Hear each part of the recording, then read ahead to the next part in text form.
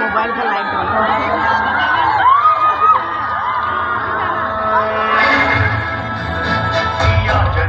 प्रसन्ना जनीयं प्रभातयकायं प्रकीर्तिप्रदायं भजेवालकान्तं भजेहं पवित्रम् అది రామాయణ మహాయుద్ధం భీకరంగా సాగుతున్న తరుణం శ్రీరామచంద్రుని సారథ్యంలో వానర సైన్యంతో లక్ష్మణస్వామి తనతో పోరాటం చేస్తున్న రావణుడి కుమారుడు ఇంద్రజిత్ తలని బాణంతో ఒక్క వేటుతో వేరు చేశాడు.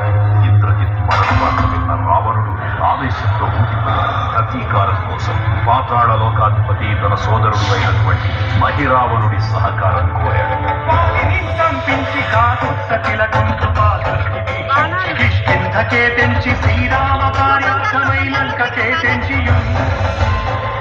ఆ జీవి మకర ధ్వజుడు అనే తన పుత్రుడు మహాసముద్రాన్ని దాటుకుంటాయి నీటిలో పడ్డని వేదవి ఒక మొసలి గ్రహించడం వల్ల జన్మించాడని తెలుసుకుని ఆశ్చర్యపోతాడు.